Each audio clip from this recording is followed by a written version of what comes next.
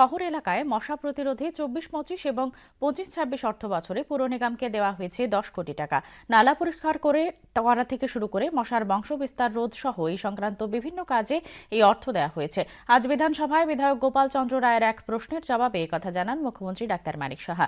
সেই সাথে জাতীয় স্বাস্থ্য মিশনের পক্ষ থেকে মশার বংশবিস্তার রোধে নালায় গাম্বুচিয়া মাছ ছাড়া হয় বলেও জানান তিনি। তেমনি স্বাস্থ্য দপ্তর থেকে দেওয়া হয় ঔষধি মশারি। মশা প্রতিরোধে রাজ্য সরকার এবং নিগমের অন্যান্য পদক্ষেপের কথাও তুলে ধরেন মুখ্যমন্ত্রী। এলাকা এবং পুরো এলাকায় যে মশার উপদ্রব সেটা কমানোর জন্য যে স্থানীয় যে ড্রেনগুলো আছে সেগুলো সময় সময় পরিষ্কার করা হয় এবং তার জন্য সবসময় নজরদারিও রাখা হয়।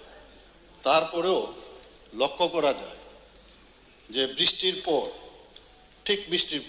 বা যখন ড্রাই সিজন শুকা মরশুম শুরু হয় সেখানে কিন্তু স্বাভাবিক জল যদি নিষ্কাশন বাধাপ্রাপ্ত যদি হয় তাহলে দেখা যায় সেখানে মশার উপদ্রব মানে স্ট্যাগনেন্ট ওয়াটার হলেই কিন্তু মশার উপদ্রব বাড়ে।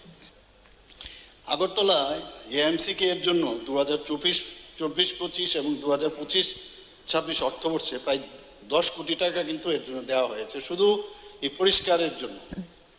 রাজ্যের স্বাস্থ্য দপ্তরও মশা থেকে রক্ষা পেতে ওষুধযুক্ত মশারি আছে, তার সাথে ওষুধযুক্ত মশারি বিতরণ করে থাকে। এছাড়া মশার প্রজননের নিয়ন্ত্রণে নালাগুলো আছে, ছোট ছোট যে নালা, সেখানে গাম্বুসিয়া মাছ সেখানে কিন্তু ছাড়া হচ্ছে।